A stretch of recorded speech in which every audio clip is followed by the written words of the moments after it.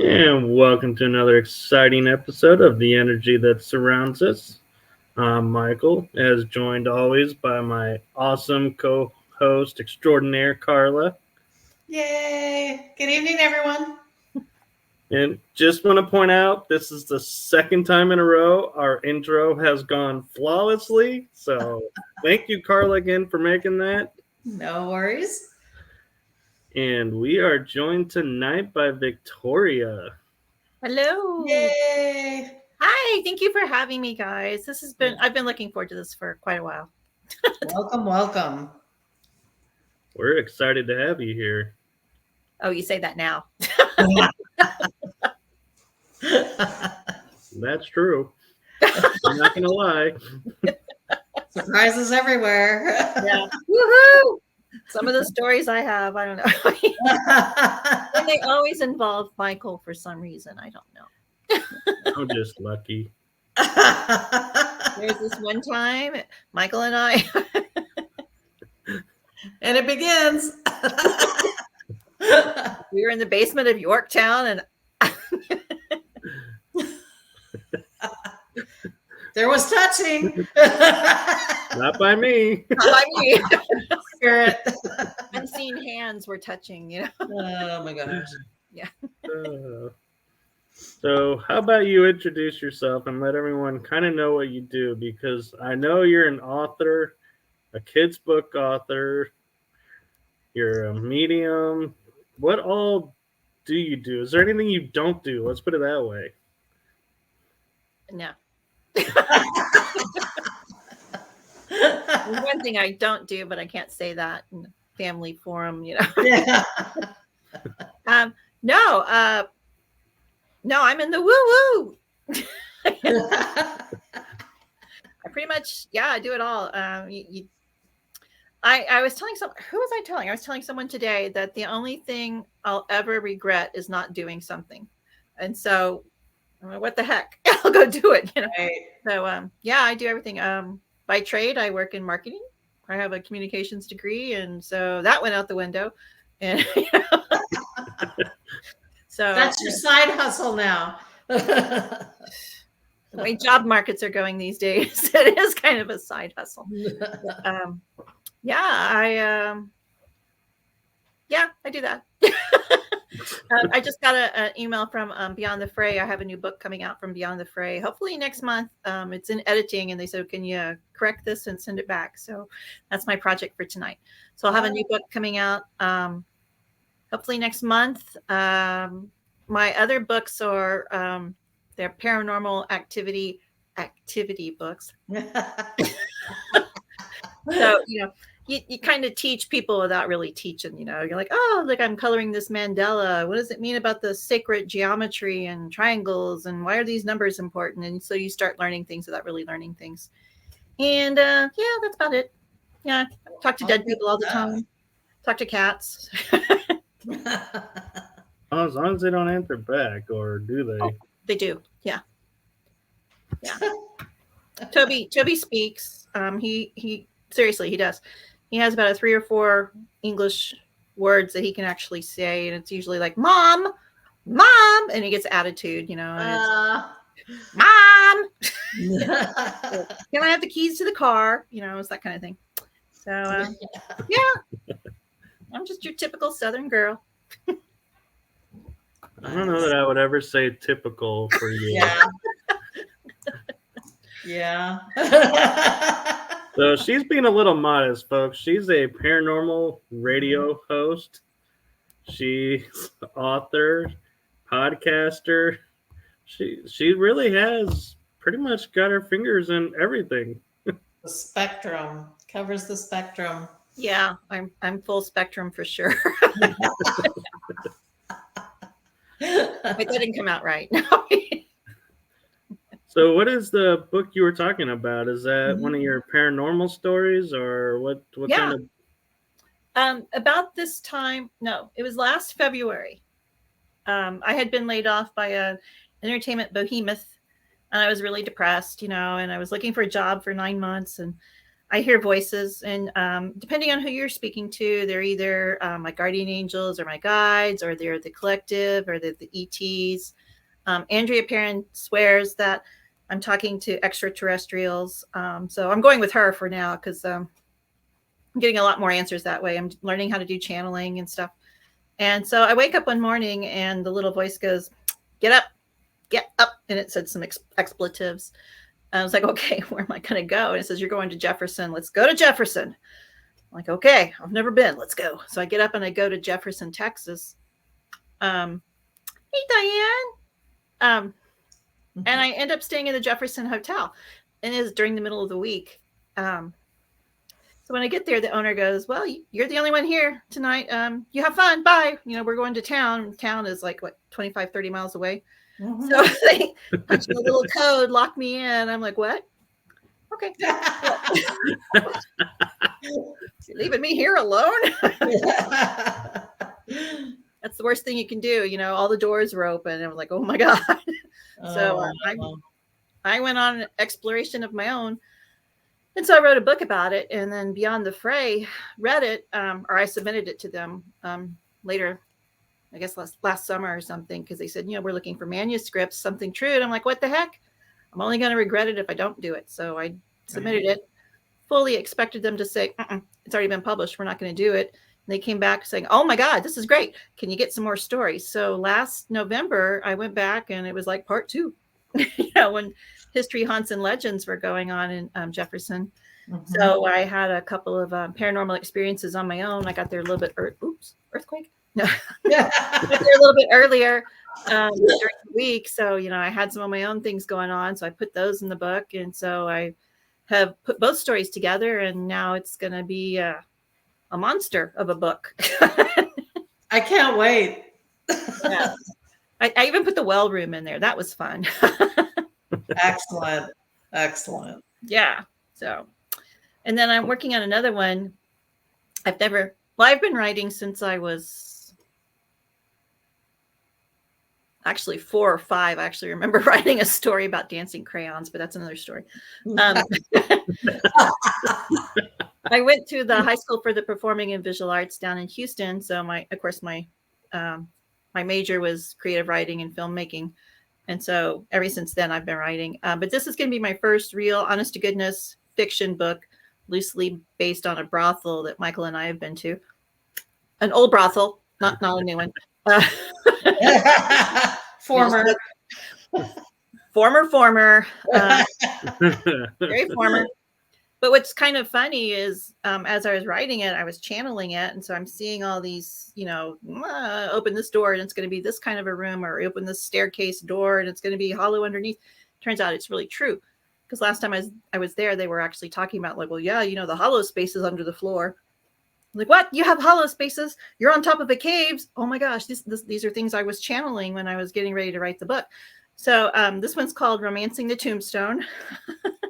It's nice. Yeah. I think I actually have a picture for that. Yeah, it's a Rebecca Winters adventure. There's a funny story about the cover, but I'll tell you later when nobody's around. I shared the wrong screen. Oh, Michael. No, I'm just kidding. I know. What are you going to do with me? Dress them up, can't take them out. Just can't get good hosts these days. I'm telling you. Anyway, this is a story about a girl who inherits. No, that's not it. That's not the one? No, that's Lessons from the Strawberry Moon. That's the one you sent me. Okay. Well, then, never mind, folks. That's going to be a nonfiction story about me listening to my intuition and all the hijinks that have ensued. You want to call it that? Wow. So I don't know. I'm weird. I always do the cover first. I'm like, oh, this is good. I need a story to go with it now. So anyway, Romancing the Tombstone is a story about a girl who inherits a haunted brothel, and she has to make a decision. Is she going to sell it and move on with her life, or is she going to stay there and be part of it? Ooh. Oh my gosh. I can't wait till it comes out. It's actually parts of it are on Amazon right now. They do a thing called Kindle Vella, and you can release it chapter by chapter. So the first 3 or 4 chapters are on there. Oh, and wow. Then holidays hit, October came, I quit writing. Now I got to get back into it. So. Wow. So, just out of curiosity, because I've often wondered this with Amazon, you say you put the chapters out there. Do you get any benefits from people reading those chapters, or no? Yeah, the first 3 chapters are free, for anyone to read. And if you want to read more, then you have to pay like 40 cents or something. But, I've gotten comments from people in Spain. I was like, oh my God, somebody in Spain is reading my book. That's so weird. That's very cool. Yeah, and it goes on forever. You get per page or something. You get like a small token or dividend or whatever, so many cents per page. And yeah, after a while, it does kind of add up. It's not that great yet, but fingers crossed. Absolutely. Once I get past chapter 4, who knows? Sky's the limit, or maybe the rooms are the limit. I don't know.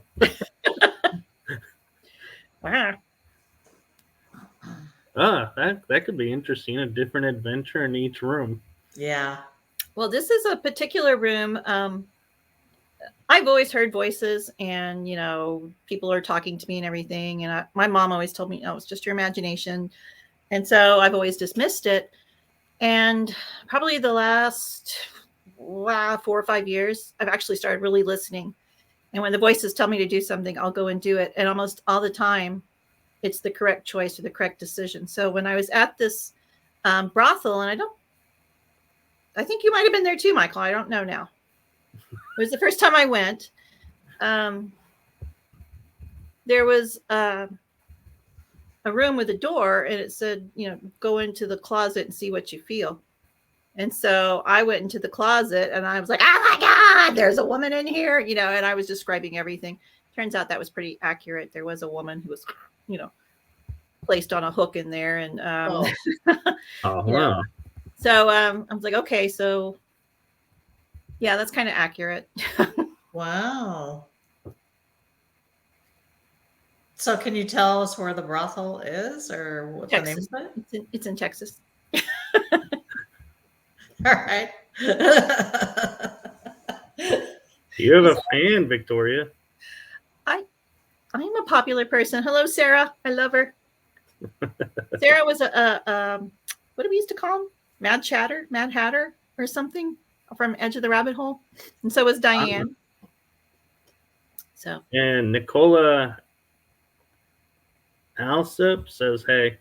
Hey. Always gotta do the guns. Hey. Actually, I don't really call myself a paranormal investigator. Bless you. I'm more of a paranormal experiencer, and I have found that, and this is true, you probably have seen me do it too, that Mad Hatters. Okay. I thought it was Mad Chatters for some reason. Depends on who our guest was. But when I do walk into a room and, you can feel the energy, and somebody's in there with you. I always go in and go, hey. Yeah. Just to get that energy going. Yeah. Do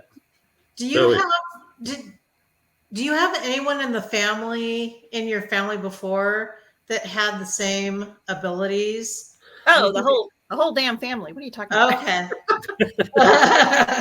That's where my mom's side is from East Texas. And so they're all the just one step above deliverance. I can say that now because they're all gone. And ironically, wait, can you see it? Where is it? There's my banjo. Oh yeah. I'm learning. Dang, dang, dang. I'm learning to play banjo. Because I don't have TV here. Anyway, my mom's side, we're all very they're Baptists, so they don't want to say psychic or anything. They were all just, they knew things, like they would have the same dreams. And I would always hear them when they would get together and they talk about, oh, I had a dream about Claiborne or whatever. And like, oh, I did too. And so they would start talking about it, and it was the same dream that like my mom and my aunt, my grandmother would all share. So, my aunt was in Georgia. My mom was down in Houston and my grandmother was out in Orange, if you know where that is. So, they're not connected by any means. And they would always share the same dreams.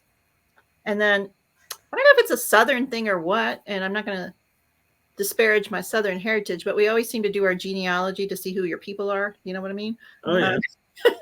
Yeah. So when I did my dad's side, I traced it back to like the early 1700s, and they were actually, and I mean, nothing disparaging about it. I mean, I'm proud of my heritage, Romanian gypsies, and they left Germany and they went up to Canada and then New York, and then they bounced around God knows where, and they came in through Galveston and Victoria, and they settled out in Central Texas. So you have the intuitive herbal making stuff of my mom, and then you have the Romanian gypsy side of my dad. So when you get them together, you get the Paranormal Perfect Storm. So. Oh wow. Gosh, so, craziness. That was always just a joke, but it's kind of coming true now. That explains a lot, actually. You did what? I said that explains a lot, actually. Where are my rocks? I need my rocks. Oh my gosh. So Sarah's been active in the chat. She says, "What you been up to?" And then she's asked, "Toby still hanging out on that room?" He was here earlier. Yeah, Toby was here. He I have his toy, so he'll be back. Toby is like in his teenage cat years. I think I caught him doing like the cat walk of shame the other night because I was in my bedroom, and I was on my bed and I was playing on my computer, and and I see him walking in from the living room and his head hung down. He goes through my bedroom and he goes through my bathroom and into my closet, and I'm like, cat walk of shame. So he just kind of hangs out in the closet, Oh. Oh my He's God. got it really nice. He's got it all built up. There's some blankets, and I'm sure there's a wet bar back there too. I don't know. A little catnip here and there.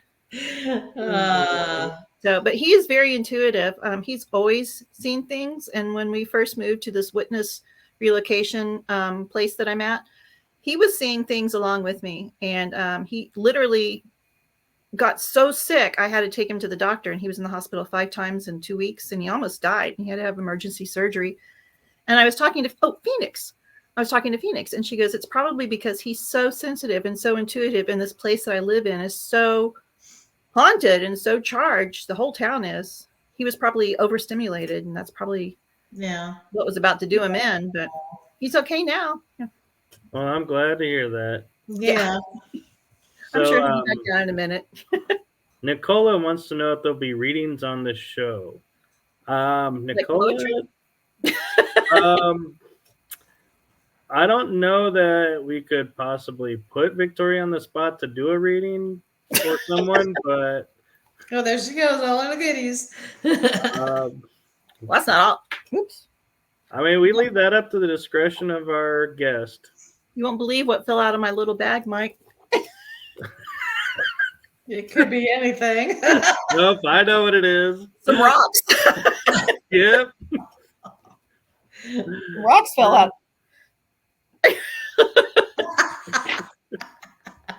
Same ones too. Yeah, they are actually, because they broke after that trip to Yorktown. They shattered. So I remember you telling me that. well, I didn't think, because they were selenite, and you can't get selenite wet, and I was really surprised. They stayed on my back and they didn't crack or anything, but then like the next time I used them, they all broke. Yeah. So, it's like a 2-for-1 deal. What you want to know, sweetheart? All right, Nicola, it's up to you. What's your question? And while we wait for her answer, Sarah says, what's the deal with the 2023 energy manifestation? I hope there are no more retrogrades. Sadly, that ain't going to happen. Yeah. There'll be a lot of those. Isn't there one coming up in like April timeframe? We just, last week, everything is going forward, but we're in a time period from January 21st through March 23rd, 2023. That's the day I was telling Mike for like 2 years. Something's going to happen right around March 23rd, 2023. There's supposed to be an energy shift. From January to March, as a collective, we're going through changes. And I was telling a friend of mine, career changes are on the rise. And then the next day she got fired. And then I found out my job's in jeopardy. And somebody else got fired today, or I almost got fired. I don't think she did. And so there is a huge energy shift, and it's kicking us out of our comfort zone, making us leave these jobs that we are accustomed to, and we're moving into a path for our higher purpose. More or less. Well, Nicola's not responding, so we can either do one generic for just whatever's going on right now, or do one for Michael. Carla? Oh, Michael? Okay, hold on. Okay. Cards are flying everywhere. No. Okay, the little boy says 2. So, okay, here they are. They're flying. I haven't caught up with you since Jefferson, so I don't know what's going on. So, Quite a lot, actually. So, any good gossip? A little bit. Cards say. Okay. Yeah. Let's see. And okay, 2. Okay, so the first one was the 9 of discs. That means you have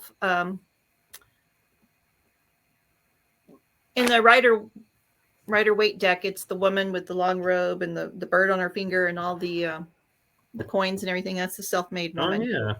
So you have everything. And then okay. You got the number 11, which is, I use a Celtic deck, so it's different. So this is the web. To me, it always reminds me of the World Wide Web. So I'm going to pull one more because this is not really telling me anything. Actually, it's telling me a lot. Okay. Well, no, it's telling me that you have something on the internet or something you're doing through the internet where you have all the skills that you need and you're going to be successful. And I'm just nosy and I want to know more. Okay. Energy that surrounds us. And then you got the King of Swords. Now, the King of Swords. Yep. He's got a snake down there. So the swords are always cerebral ideas, and he has birds flying around. So whatever idea you have that you're going to use the internet for, it's going to be very successful. Now, is that your podcast, or are you doing something different? Podcast, and I have another thing in the works too. So okay, so it's your other thing in the works. But they're all actually intertwined. But yeah. Okay. Well, you want me to stop while we're ahead? No. Actually, I'm kind of curious now. Yeah. One more. Let's do one more. Okay. The next card was the Five of Swords. On this deck, it's called Defeat, but that's more of a mental fighting. And the Rider-Waite, is that what it's called? Yeah. Yep, Rider-Waite.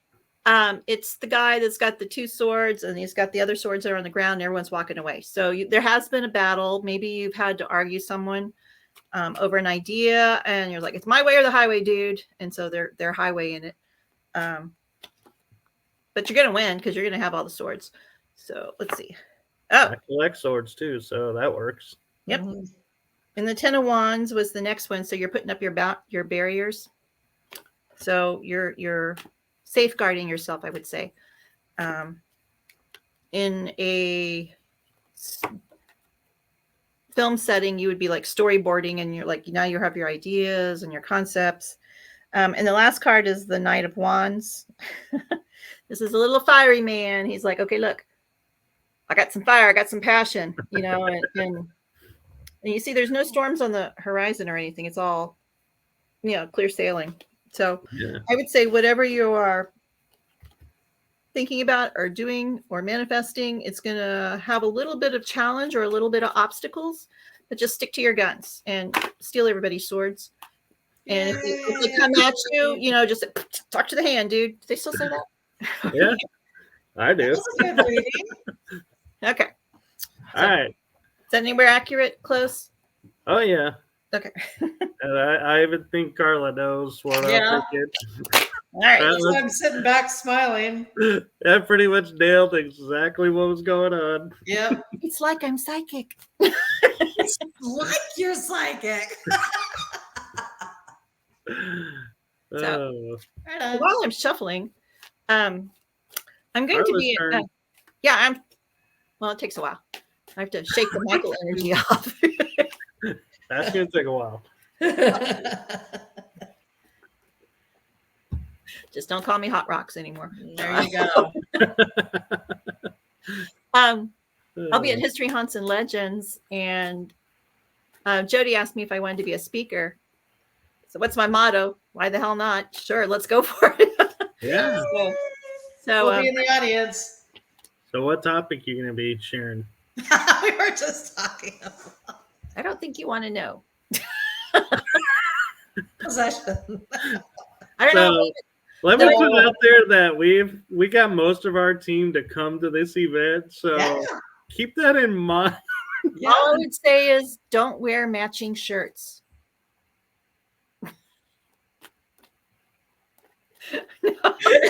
Silence. Well, what does matching shirts have to do with it? But okay.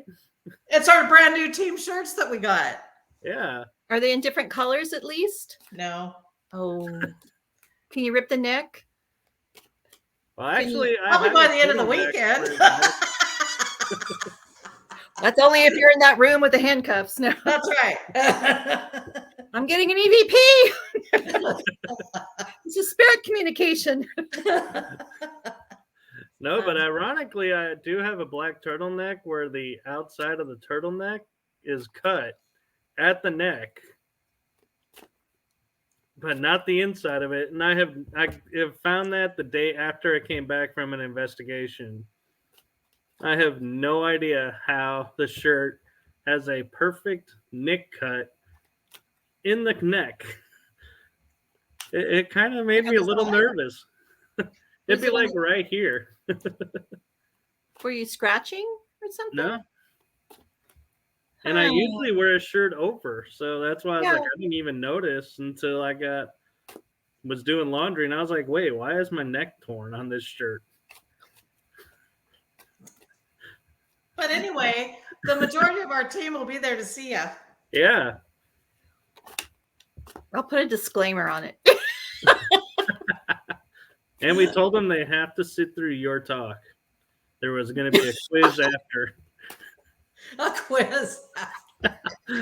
I asked Jody if I could do a PowerPoint presentation, and she goes, yes. I'm like, oh, I'm gonna have visuals. Oh. I'm starting. I actually had a dream about it last night. I was tossing and turning. I'm like, if I do that, I'm going to insult somebody, and I don't want to insult anybody because we're all on our own path, But come on, let's get serious. Okay, you get one more. Okay, well, these two came out. Carla, my love. Yeah. Oh, Carla. He's already laughing. Because I'm looking at you, like pulling back further on the screen. I love Carla. That's all I'm saying. And I oftentimes find so many of these funny little videos of cowboys dancing, and I send them to Carla. That last one was priceless. He stole my heart. No kidding. Okay. The first card you got was the Seven of Wands, which is a rivalry. Okay. Those are, the Rider-Waite, those are the guys with the sticks, and they're all fighting. They're practicing. They're getting ready for some sort of combat. They're not using swords because you could probably decapitate someone, but they're using sticks, and this is how they're learning. The second one you got was the High Priest, followed by the King of Cups. Now, the King of Cups is one of my favorite ones in this deck. You see how he's got the dog? Yep. Okay, so that's a symbol of loyalty. The cup is very emotional. Elderberry, so that's in the springtime. What's on the chair? The top of the chair. Oh, the two corners. Two corners. The top of the chairs. It looks like there's a symbol on the door, on the chair. Oh my God. His head. Those are adornments. Okay. I just thought it could have been symbolism there. I don't know. It probably is, but I've never looked. How do we do this? I can see. I don't know what they are. I like the fact that he's got the dog. Yeah. The dog is a symbol of loyalty. So this is got a yin yang on too. You keep making her look at the cards. Sorry, I was trained by a friend to notice things on the cards. It's not a yin and yang. Oh, it's not? It's some sort of medallion. Oh, it looked like yin yang. Oh, okay. Anyway. Sorry, you're out of balance. I'm a Libra. So what this is telling me is that, we'll have to talk later. You have some internal arguing going on. Is this accurate? Yes, no? Yes. Okay, just no details, just yes, no. About a guy who's very kind. He's probably a businessman. He's very logical. Is he a banker? He's grounded. He's down to earth. He's loyal. He's romantic. He is, what do they used to say? The whole bag of chips? This is who I'm having an argument with? No, you're having an internal argument about this guy. Because this is like romantic. The High Priest is what I call the marrying man. So why is Michael laughing? Because I'm looking at Carla's face. So you're arguing like, I like him. No, I don't. I like him. No, I don't. I like him. No, I don't. Huh. Am I right or wrong? Should I go keep going? I don't know yet. Okay. Yeah, you do. I got to keep scanning my mind then. Okay, let's see. Okay. So you got the Knight of Swords. The Knight of Swords in this deck is cutting away the dead wood from the trees. And sometimes you got to chop away the dead wood, to make things grow. You can just come look at my front yard. I mean, I used to have beautiful plants until the last front. And now it kind of looks like, something out of My Nightmare Before Christmas, It looks really bad. So anybody wants to come help me with my yard work? But there are storm clouds on the horizon. Now we don't know if they're going away or if they're coming. my personal guess is that they're going away because he's done his shadow work. And am I totally off base now? You're good. You're good. Okay. I get it. Okay. One more. Okay. Oh, excellent. Lottery. No, that would be my card. Apparently not. Eight of Wands is swift moving communications, and usually that comes either through arrows, which are coming at you, or electronic communication. So it's fast. It's fast moving. It's not like they're going to come Pony Express or anything. Okay. You know, it's going. So I think you're going to hear from this guy. The guy that's like You're arguing the one I'm arguing with. about. Not you're not arguing with him. Okay, about. Yeah, he's going to say, "I do like you." Oh yeah, look at that. 10 of disc, 10 of cups, or 10 of monies. Years. Well, it's the same thing as pentacles. Discs. Yeah. So this is a guy who has a really good job. Okay. So all signs are pointing to a fast communication and positive. Don't forget me. Don't forget me. Remember who brought you the message. Remember to ask if he has a friend. Age appropriate, between birth and death. That's all I'm saying. I gotcha. Now I gotta ask, do you want friend or do you want the brother? Who, me? What? Yeah. Because normally some people say, does he have a brother? Or some say, does he have a friend? So I'm asking you, how, are you open to either one or? Well, this is a part of the paranormal I've never thought about. I don't know. Are they twins? Oh, that would be fun. Wouldn't it? We could switch. I don't care. Valentine's Day is coming up. Last year I was at the Jefferson. I was in the bride room. on Valentine's Day? Well, I'm thinking, like the day before. Or around that time, yeah. Yeah, I'm thinking unrequited love, let's go to the bride's room. Actually, I didn't know anything about it. And I got there and Jeremy goes, well, you know about this room, right? I'm like, no. He's like, well, why did you pick this room? And I didn't want to sound like a total Barbie. And I said, well, it had the prettiest bed. I'm Southern. It had a pretty bed. It's got the pillows. Yeah. And he said, well, this is the most haunted room. I'm like, well, of course it is. Where else would I stay? Wow. So, yeah. So the bride and I and Jenny from across the hall, we just had a party down there. All the girls, we were all down there. Nice. So, yeah. Those are the best times. Yeah. It's just me and a bunch of ghosts. One shadow man showed up, but we put him down. So anyway. Wow. Oh, well, You'll have to read the book, Michael. Thanks. Yeah, sounds like it. So Sarah wants to know, can you talk a bit about experiencing and transforming energy? Well, experiencing it, I mean, that's just life. Transforming energy. Well, you have what, 7 or 8 chakras? 7 chakras? And the lower? 7 internal chakras and about 12 to 15 altogether. What? Okay, well. You guys can chat later. To itself. The bottom chakras, the bottom 3, I think, are your the ones that ground you. They are the reproductive. They are fight or flight. They are survival chakras. From your stomach up is more of the higher developed ones. It's where love, communication, intuition, and then the crown chakra where you encompass everything. It's the God energy or whatever you want to call it. I forgot the question. Oh, okay. So I always try and live through my heart chakra up. And when I used to go to work, it was like, Snow White going out the door, going la la la la la. And I'm not kidding. Little woodland creatures would run up. Little bunnies. I had squirrels that would run up. That's how we had some cats. I'm like, shoo. I've got to go to work. So, I thought about leaving the door open, hoping one would come in and do the dishes, but it never worked. Yeah. I love how perfect your Cinderella voice is. Oh, Or is it well, Snow White? Which one is the one that's with the woodland creatures? Snow White. Snow White lives. Okay, well, see, Snow White. Okay, let's talk about Snow White. We digress. She's moving through her heart chakra, right? And she's in the wishing well. I'm wishing, right? Right? For the one I love.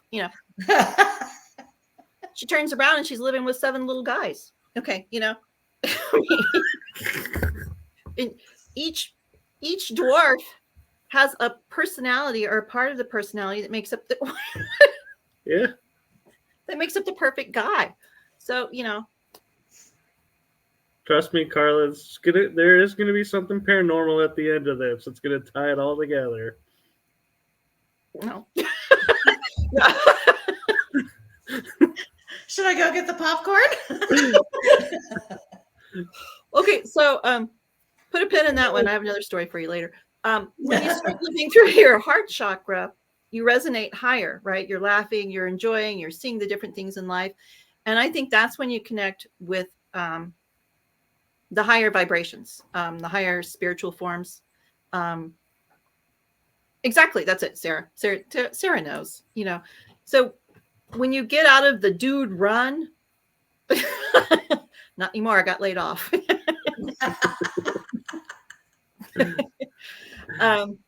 Hey, Raymond. When you live in the higher chakras, you see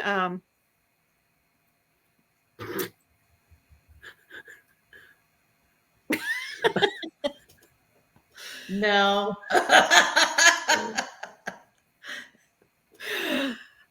Diane, I don't have anybody to talk to during the week, so this is it. What the show's about, Diane?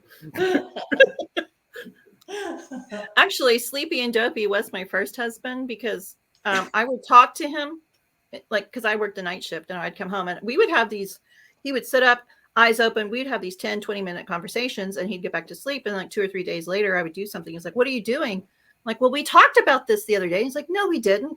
And so I'd go through the conversation again. I found out he talks in his sleep. Well, he's dead now, so he doesn't. Well, he still talks in his sleep. Anyway, so once I figured out that he was talking in his sleep, I was like, screw this. I'm just going to tell him we talked about it. So, they are the perfect guys. Anyway, where are we going with this? I don't know. Oh, when you live in the higher vibrations, you see things. It's like taking, you know what mica is? The rock, the gem mica. How it has all those layers. Well, if you look at it this way, it just looks like a rock. But if you turn it, you can see all the layers in it. And you're just turning it and you're looking through a different vibration, basically. And so that's the same thing with connecting with spirits. When you live in the higher vibrations, I think they appreciate you acknowledging them. And you guys cut it out. You can see things and it's fine until you're driving, because then you start seeing things come at you and you think it's like a Ford F-150 and you're like, oh no, it's just a spirit. Because it's like two pieces of film that you put together and you look through. So you're seeing your actual reality and then you're also seeing into the next realm. I think it's beyond 5G, to be honest, or 5D, or 5G is your cell phone.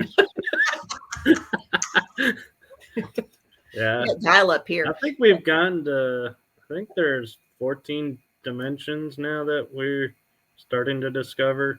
Oh, well, I think I'm firmly planted in like 8D, to be honest. And I don't mean to make this about me or anything, but, the things I've seen, the voices. We were in Reiser Hospital. Mm-hmm. And the meet and greet was going on in that room. Remember the surgery room upstairs? Right. I don't want to say I don't like people, but I don't like people. And it was getting too many people in that room. So I had to step out, to get some air. And so I was walking around and I was like, where are you? And there's supposed to be some man up there that haunts the place. And I was walking around like, where are you? I know you're up here. Where are you? And very loud, very clearly in my ear, I heard a man's voice going, I'm right here. And I turned around. I was the only one in the hall. So, I mean, Wow. So I went in there and asked the person that we were with, I'm like, okay, did somebody just say that? And they're like, no, we're all over here talking. So when you when you resonate in the higher frequencies, a lot of times you get things like, airhead, space case, but you actually can see and hear those things. And I'll be quiet now. So go ahead. No, you're good. No, the show's all about you, so go for it. Yeah. And I told you it would come around to paranormal. It did. And it did.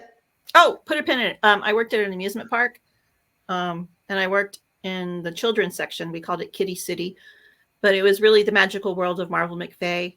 And the ride I worked at was right next to the speaker, so I heard the Cinderella songs all the time. So At least it wasn't at the Small World. Oh my gosh. no, I knew all the Cinderella songs, and That's much better. God, I'd go insane if I had to listen to It's a Small World over and over daily. well, that's not too bad. I mean, this is the one where the mice are singing. Oh, yeah. That's the song I heard over and over. Well, it's not so bad. He can do it. Nice. It's like everybody's on helium. Cinderella. We can do it. We can help us in the rally. We can make it just It's like the chipmunks. Anyway. Oh my God. Okay. Moving on. Sarah asked, do you find that the spirits who interact with you want something, whether it's attention or something to be done, etc.?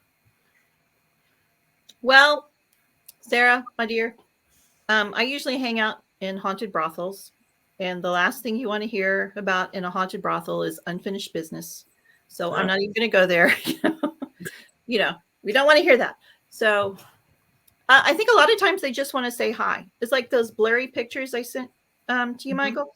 Yeah. When I walked out of the Old Park Hotel, I had this feeling, that's right, that somebody was down at the end of the hall, kind of where Deacon's room is, and he just went, and I could see him with my third eye. He went, and he was right up on my back. I was like, oh my God, there's something, not that one. No, I'm switching over so I can. Okay. So I had my cell phone up to my throat, and I did a burst, and I spun around real quick, and there was a man. You can see the man totally. You can see his face. And so when I asked Dan, it's like, who is that guy? You're getting close. That's him. Isn't that it? Wow. That's You can clearly see someone right there. Yeah, and he was on my back. And so I asked Dan, I said, well, who do you have a cowboy that kind of hangs out, likes the girls? And he's like, oh yeah, Deacon does. He was known for his lady friends. Yeah. Right there. Yeah. So when I went downstairs, they were taking us around downstairs and showing us the picture. And there was a picture of the guy who I thought was on my back. And so there was plenty of light down there. So I took my camera and I focused and I took a picture. And when I got home, the picture was blurry. So I was like, wow. Michael, go back to the other picture. Hold on. I was just noticing there's something right here. yeah, you can see he has like a mustache or a goatee or something. No, Yeah. it's like a face of something. Yeah, the whole thing's a face. No, this is. That's but a it's face. like there's No, something. the whole thing's a face. He's got a hat on. He's got dark hair. The nose, the dark beard. Yeah, I was just noticing right here is like another face within the face. There's the eyes, a well-pronounced nose, kind of frowning. Well, I don't know I think about that's his mouth. Yeah, because he had like a mustache. Yeah. And he had so anyway, I'm up here in this witness. Yeah, that guy. So I took that picture. Broad daylight, focused. I was steady. I took the picture and it came out blurry. But that's JB Miller, and he's actually buried up in Fort Worth. So I went up to Fort Worth like 2 weeks ago. There's me at Fort Worth. And so, well, hey, I'm just going to come sit on your grave. Well, he's got a border around it, so it wasn't too rude. But then I started finding out more about him, and he is known for always wearing a coat. And in that first picture where he's all blurry, you can see, he's got a coat on. The Yeah. other one. So, yeah. And he hung out at the Old Park Hotel a lot. And I think he was lynched, or no, he was hung. He was hung in Oklahoma, I think, and he's buried down in Fort Worth. Wow. So do you like this last weekend, one of our investigators, Lorinda, she was having a hard time with getting her camera to focus on several things that she tried taking a picture of. Everybody else would take pictures of the same type of object and they would turn out fine. But hers, you could see her camera just going back and forth, trying to focus and unfocus and focus. And she just couldn't get things to work. What do you attribute to that? First thing I would check would be the lens to see if there's any sort of fingerprint or oil or anything. There's also an IR, usually an IR beam that shoots out and comes back real quick, so you know what the depth of field is and how far it is and knows how to focus. So I would clean those really, really well. And otherwise, it might just be a camera issue. I mean, if everyone else's was working and hers didn't, I would say it's probably a camera issue. Well, hers was just on certain objects. Okay. Like, the Eddie doll. Oh yeah. It wouldn't let her take the picture. Well, Eddie is quite interesting. He does have his own personality. I think I was only able to get one picture of Eddie, but when I was up there the last time, it looks like he's shifted forward. He's broken the glass. He has. And my OCD was kicking in because it's like, I want to open it up and set him back upright because it's driving me crazy looking at him with his forehead against the glass. So, I mean, I don't know how that would have happened. Somebody would have to really have banged the back of that wall. And I don't see that as, I mean, I would see Jeremy up there instantly if that had happened. Yeah. Or something, but I don't know. And I don't know if that doll could, for the distance between the head to the glass, it would shatter that easily. Yeah. It's a good distance. Yeah. I just have a feeling it's Eddie. I think he misses his girlfriend. Maybe he wants out. Love is in the air. It's spring. Yep, almost. Well, not here. It's still winter. Yeah. So Sarah wants to know, are you compiling these into another book? Yes, I was picked up by Beyond the Fray Publishing, who is a publishing house that caters to the woo-woo, the paranormal, and the true crime. So I got a letter from the editor today saying, please go over your revisions and send them back. So hopefully next month is when it was targeted to be released. So it's going to be a whole compilation of stories that happened in Jefferson. Perfect. Yes. Very cool. Perfect. Yeah. So do you see the guy up there on the roof? I can't that see. Guy? Yeah, that guy. It's too small of a picture. Can you make it go full screen? I can. See him now? Yeah, I do. He wasn't there when I took that picture. That's Charlie Winchy in Old Town Spring. I used to do the ghost tours out there, and we were out there one night. I'm an ambassador for the Renaissance Festival, and so we were all dressed up because it was that time of year, and we decided to go to Old Town Spring, and like the Bible said, our cups run us over and all that kind of stuff. And so we went to thank you, Sarah. We went to the part of the town where the saloon was, and it was also a brothel. And so we were like, hey, Charlie, you want some girls? Woo woo! And so I was just taking pictures as I was walking around.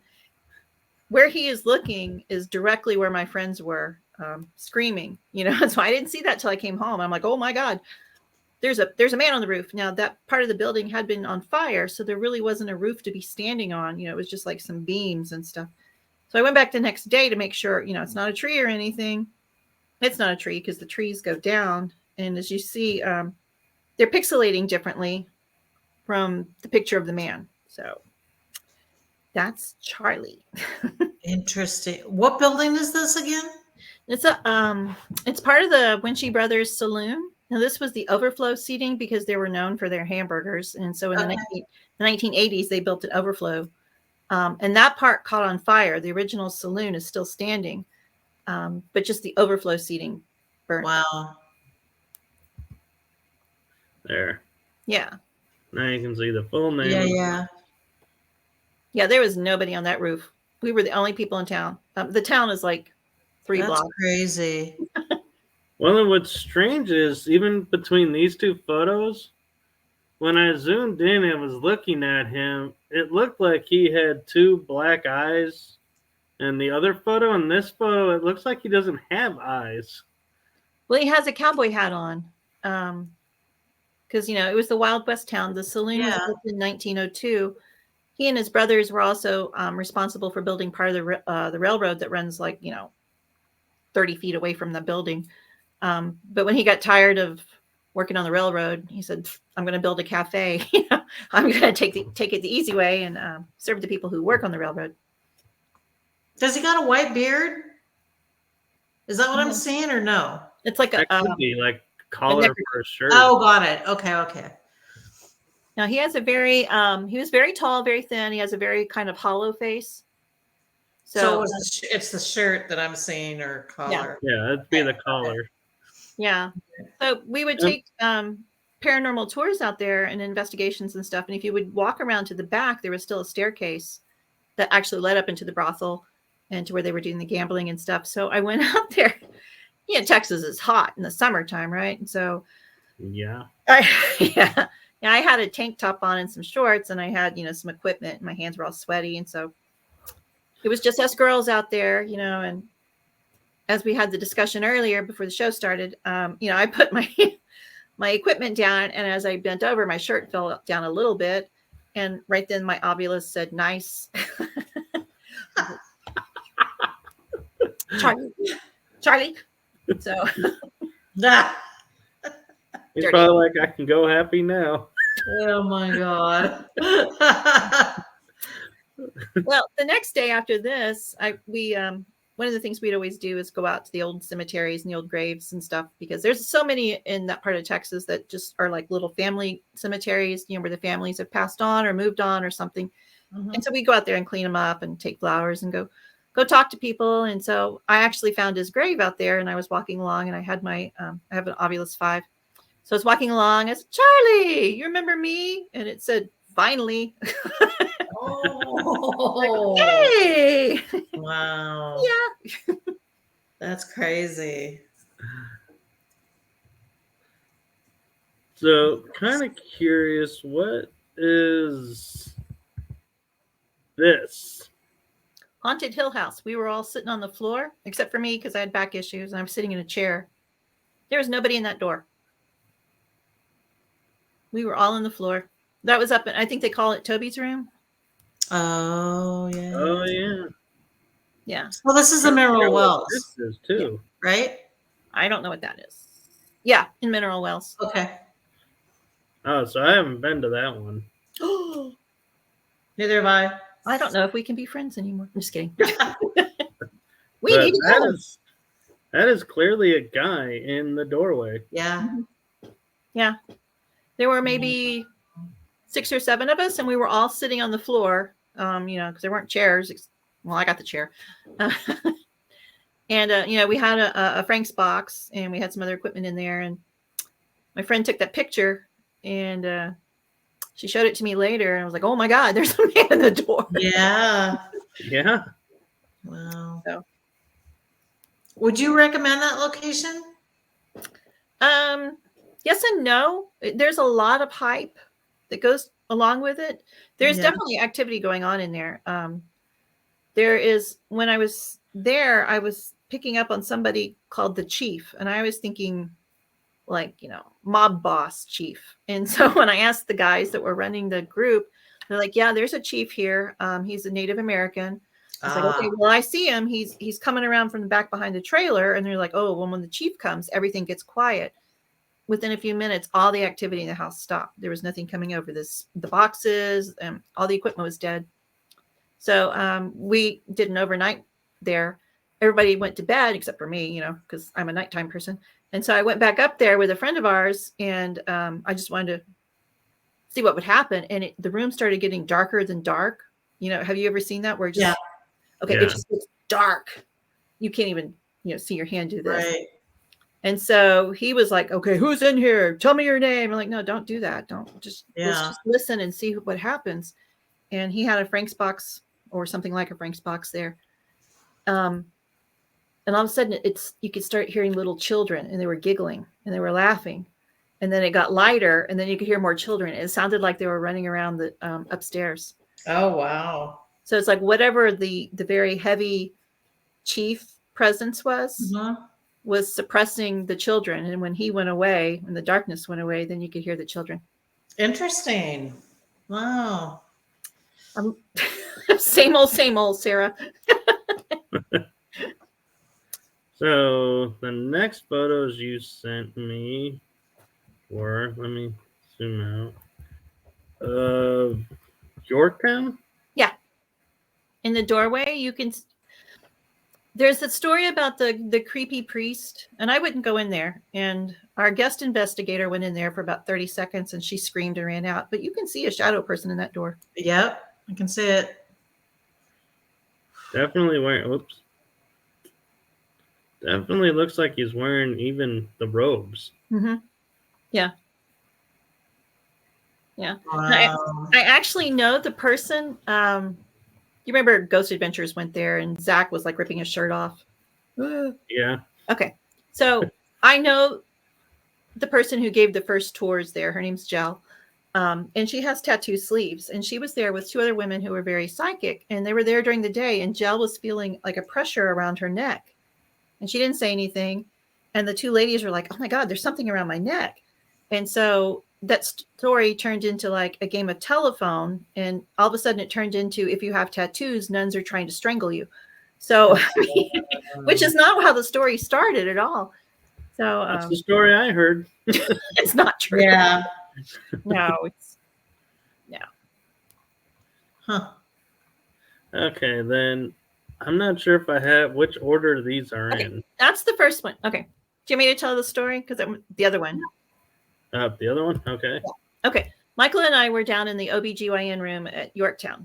And it's like an Airbnb for spiders. I mean, I just don't want to get in that corner. Right. So I'm leaning over the gurney, and I have a digital recorder going, and I have my full spectrum camera. And so I wanted to start taking some pictures. So I put my recorder down, and you can hear it. It's too bad you can't play it, but it's really great. I very politely and quietly say, "Oh, something touched me." And Michael said, "What?" And so it feels like something just touched my hips. Like it's like saying, "Excuse me, I'm walking around you." And so you see, there's nothing in the medicine cabinet. There's nothing. So I took another picture, which is the second picture. Change slides. So you can see, well, if I point, you can't tell. In the third window, there's like a little board. So it goes from, right there. So it goes from behind me to there. And then the next picture I took, it disappears. And then you hear our guest investigator out in the hall screaming, "I see a shadow person," but there's a lot of expletives. And it's totally freaking her out. It's like, well, yeah. So it's like it was behind me, and it went around to the case, and it just walked out the door. It's Interesting. It's kind of interesting. It looks like it's got 3 lines here, and then something over here. It almost square. Yeah, it almost looked like a little flame, is what it looked like. I can't zoom in too far. Yeah. Yeah, I don't really put a lot of stock in orbs and all that kind of stuff. But that was something, it was not there. It was there, then it was gone, and she screams. So it's like it's just walking down the hall going, "Hello." Yeah. I was trying to see if that was even when I was using the Phasma light, but the Phasma light's bigger than that, so the reflection would be much different because it's a series of LEDs, like these would be just lined across. Well, at that time, you were closer to the doorway, so you would have been on the right-hand side of the photo. Would have been over here. Yeah. Right on. Live and learn. Yep. And then are you wanting to promote this one? Oh, that's 3 books away. All right. The Strawberry Moon last year was so amazing. It was just like it was during the retrogrades, and I think there was also an eclipse going on. But it's basically an astrology band-aid on your arm, and it's ripped off, and it rips off your scabs and your skin, and you're going and then somebody throws salt on it and puts another band-aid on it. You learn lessons from that. It's very painful to go through, but when you get to the other side, you're where you should be. And so this is going to be the next one I do. It's going to be basically listening to my little voice, the things I've done since I've started listening to my little voice, and how it always works out. Wow. It kind of looks like you too. Yeah. Well, it's got the hip thrown out, so it's got a little attitude there.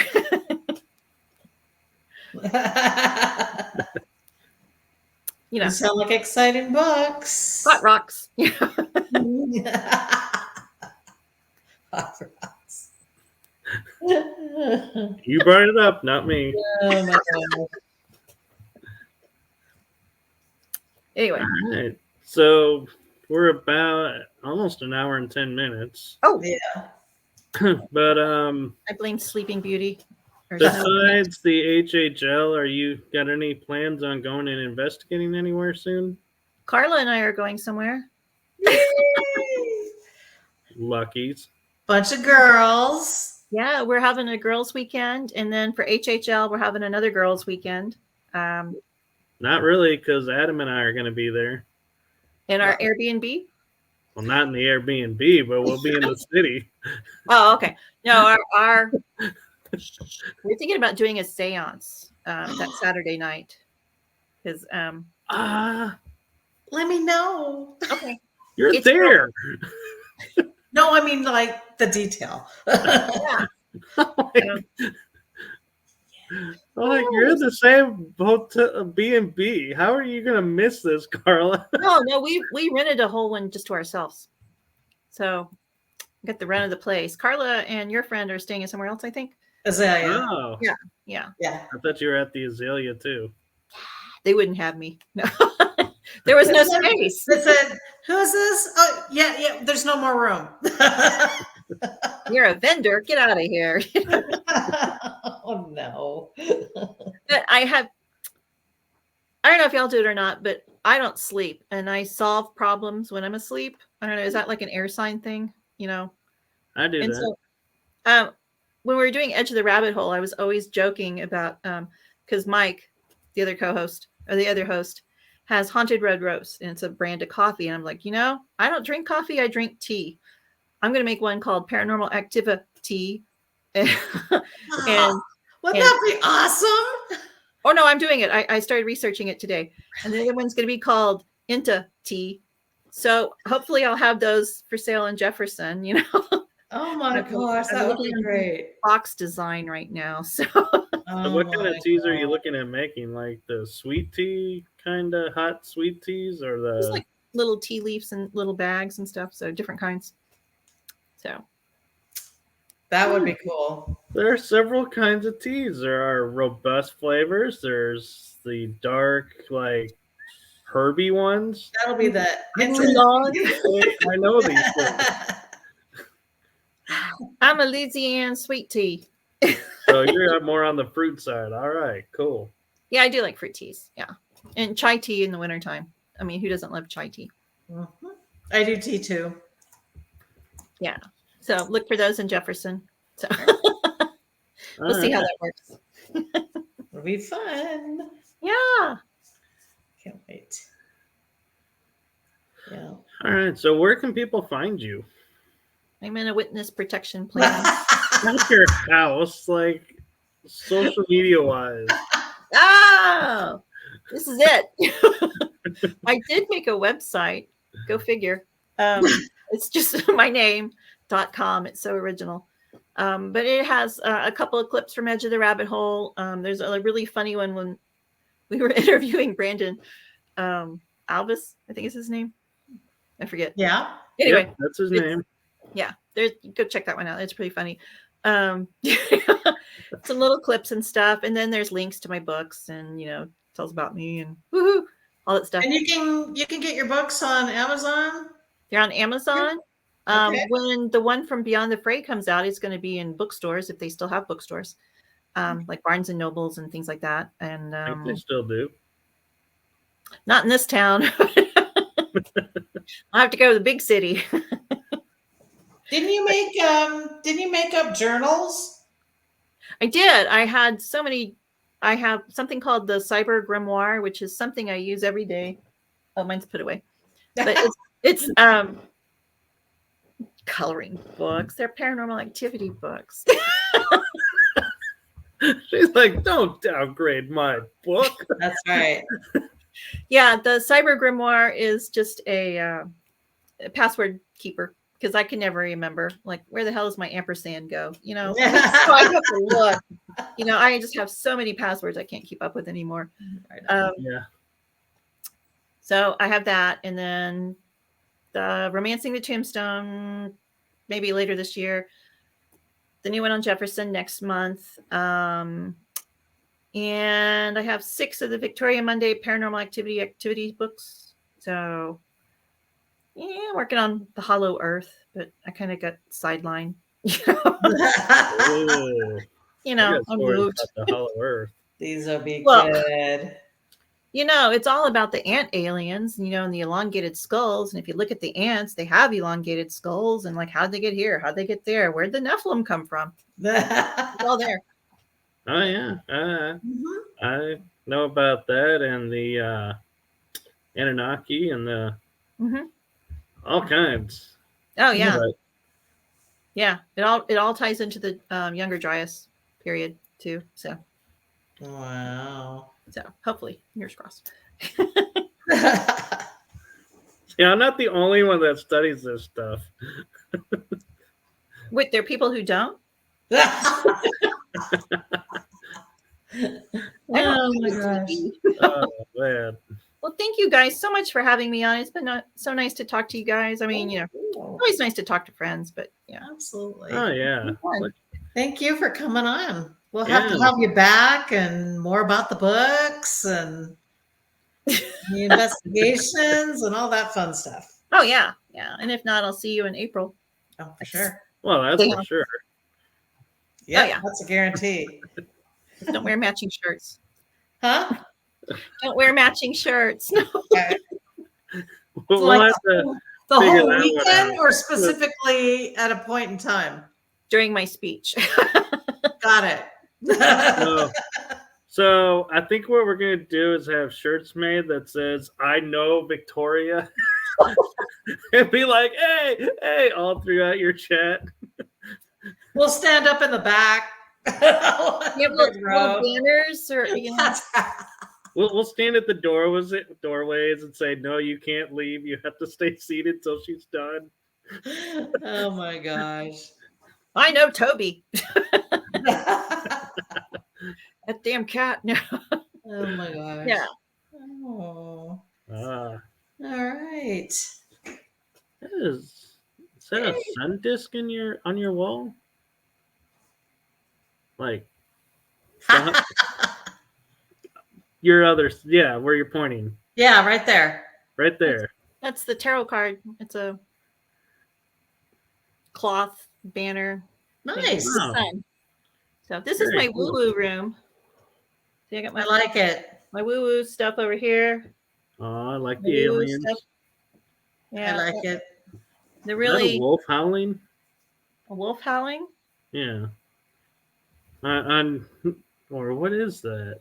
Looks like a big ball, and it looks like something. Right where you're. No, there. One? Yeah. That's my kids' book. One of the kids' books. So there's a funny story, but I know you're way over. But it's a funny story. Oh no, we don't have an end time really. We're the last show of the night. They're like, y'all run as long as you want. But well, usually we start getting tired, and so we're like, yeah, we're gonna end the show. Well, my husband died a long time ago, and then so I took it upon myself that I'm throwing my life into my daughter, making sure she grows up to be a good person, a wonderful adult, a wonderful carbon-based unit. So I did everything the mother thing, right? And now Yep. she's grown and she moved off. And then I moved off. It's like, screw you, I'm gone. Anyway, so you get to a point, you know, where you want to start dating again. You're like, oh my God, I'm over 27, just barely. So, you know, I love you, Sarah. So I was chatting with a gentleman who was very nice, and he was like, you know, a vice president of something or another, and he had a really good job. And I was really hesitant to say, you know, hey, I talk to dead people and I hang out in haunted brothels. You know, I don't know why you would hesitate on that. well, usually people run. Not for your opening line. What do you like to do for fun? Well, I talk to dead people and hang out in haunted brothels. You? So we were doing the typical, you know, well, what's your favorite movie? You know, it's like, do you like scary movies? And he's like, nah, they're okay. I'm like, well, what about ghost stories? Nah, they're okay. I'm like, well, what about true ghost stories? And he's like, no, they're not real. I'm like, oh, yes, they are. I know Andrea Perrin. Well, let me tell you, those are real. And so I started telling him some of my not scary adventures. None of these are really scary at all. You know, I don't, because, you know, I'm doing the heart chakra and above. It's like, you know, I'm flashing a ghost and he's going, nice. You know, I mean, that's nothing scary. So it's like 2 thumbs up from the dead guy. Oh my God. So I start telling him these things, and then I realized I was rambling on kind of like I'm doing now. And I was like, are you still there? Hello? He's like, oh my God, you need to write a book about this. I'm like, why would I write a book? There's nothing scary. It's not like, you know, these things that are on TV. That's paranormal entertainment shock TV. That's a specific type of programming. It's for the jump scares. It's not what real life is like. I was like, what am I going to do? Call it Victoria Mundae's Paranormal Activities and make it a coloring book? I was like, oh yeah, I think I will. You know, never say never.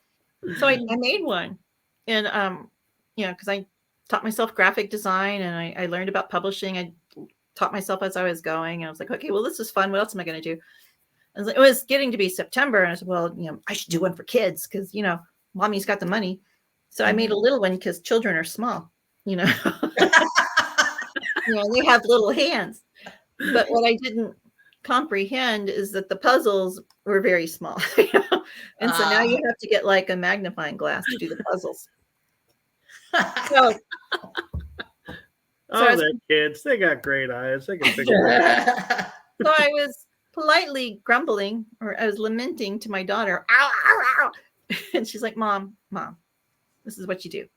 You take all your drawings from the first 2 kids' books, you repackage them into a 3rd book, add some more stuff, and call it a deluxe edition and charge more. I'm like, you're brilliant. That is so true, actually. That's what this guy is back here. That's the deluxe edition. Wow. So I was like, well, that was fun. Now what am I going to do? So the next week I made one. It was more like, it's called Stepping Beyond the Veil. And it was more of the esoteric triangles, sacred geometry, you know, the divine numbers, you know, numerology, the master numbers, and all that kind of stuff. And then a friend of mine is Wiccan, and she's like, well, you need to make a book for witches. I'm like, well, okay. So that's the Awakening. That's the, whatever the last book is, 6th book. And so that has a do-it-yourself grimoire of like a calendar page where you can have monthly manifestations. There's mandalas where you can learn about herb magic and plant magic and color magic and candle magic and all that kind of stuff. And you can color and do your own thing. Wow. And then I took a week off. And now you're here. Now I'm here. Oh my gosh. So yeah, those are all on Amazon. Are you thinking about doing one activity book for paranormal investigating? Well, they're all paranormal investigating. What would that would be a lot of well, I do have some of those. There's one where it's a bunch of circles and it's like, is that an orb? You know? Find the orb, a bunch of circles. Well, there are some puzzles in there, like, the little mazes, and it was like, help Johnny find the K2 meter. So there's a ghost up here, and then there's a K2 meter down here, and you have to go through the maze to find it. So nice. A lot of those. And word searches, everything is about paranormal or something esoteric. So there's, find the hidden word or fill in the blank, or what do they call that? Word scrambles, crypto something or another, where the words are all scrambled and you have to figure out the message. Oh yeah. One of those in there. So right on. Yeah, there are things you can do when you're waiting for your REM pod to go off. I'm just picturing on an investigation, you're working on the book, and all of a sudden a voice comes over and goes, Smith, and you're like, oh, that's what that word is. That was an E. Yeah. Oh my God. Yeah, so fun things like that. But, yeah, I'm really excited about History Haunts and Legends. I'm very thankful to be asked to come back. and I'm very thankful that she asked me to be a speaker. So we'll see how that goes. It'll be fun times. So are you just doing the speaking part, or are you going to be partaking in all the other events too? You mean like after last time? I mean, I was all excited, then tornadoes came. So I mean, that's true. Yeah, I didn't get to go on any of the events. By the time we got to the third location, they were already 45 minutes behind. So we hopped in our golf cart and went over to Annie Skinner's and spent the night. Yeah. So she was saying that she's getting 6 different locations. It's like paranormal speed dating. It was like, go, go, go. Time to move. That could be a book for you, activity book. Speed dating, paranormal style. Oh, there's something I can't say right now, but yeah, right. It's another book I'm working on. It's good to see you, Diane. Yeah. It's a no pun intended, an untouched genre.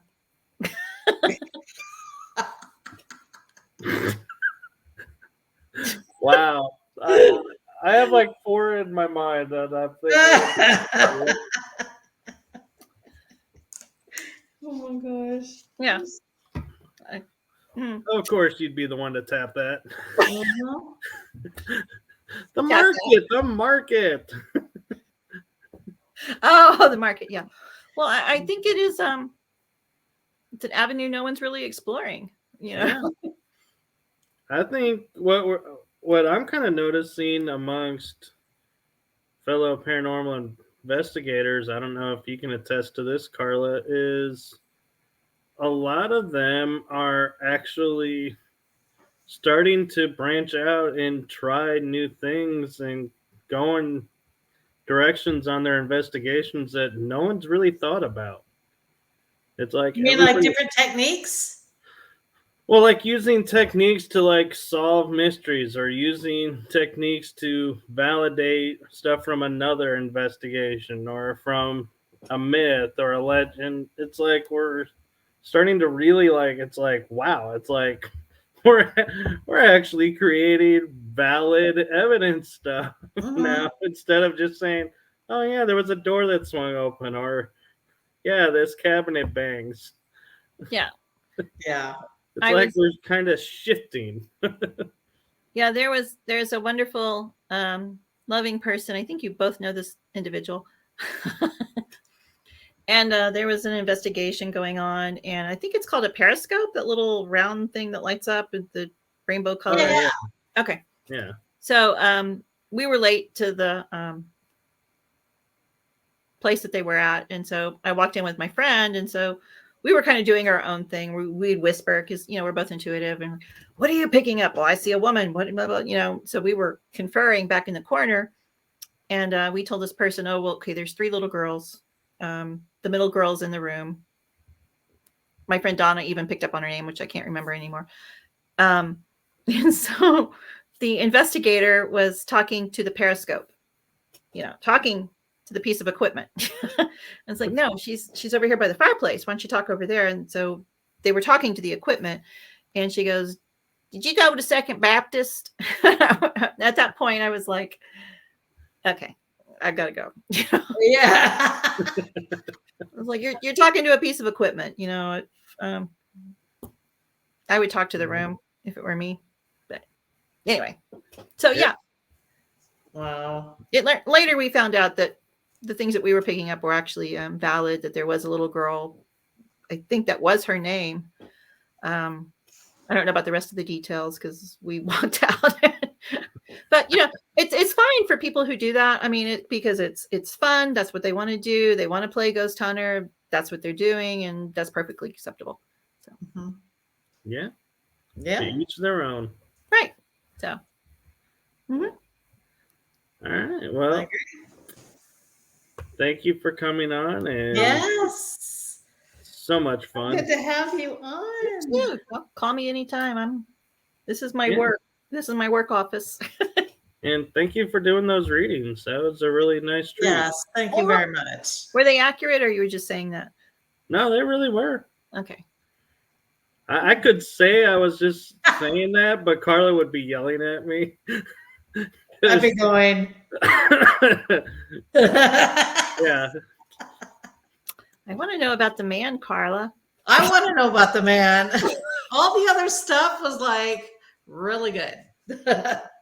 So I'm. In all honesty, I'll wait for the cliff note. Get some rocks, Carla. Yeah, get some duct tape, some selenite.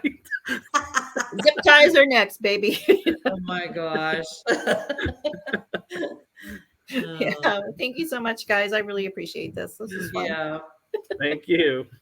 All right. We'll see you next time. Okay, love you guys. Love you. Good night. Bye. Bye. Bye. All right. There we go. So that was fun. Oh my gosh, she's hysterical. Wow. She's such a good person. Yeah. Can you believe we're already towards the end of the month already? I know, it's going fast. It has. Yeah. But we still have one more show this month. Are we off? No, we're still on. Okay. Before I get going down a bunny trail. Nope, we got one more show next week. Yeah. There's going to be one of our shows that we're going to see how everybody likes it. It's a ufologist and somebody in the secret space programs, which I've been doing some research about. His name is Russ Kellett. Mm-hmm. So come check out next week and see what adventures he has to share with us. Completely different subject matter that we haven't done before. I know. It'll be exciting. It is. I can't wait to open this door and see what comes of it. All right. Well, thanks everyone for joining in and sticking with us for the last hour and a half, or about an hour and a half. Yep. We'll see you next week. And thank you for the questions. So for everyone out there, safe journeys and have fun. See ya. Bye. Bye.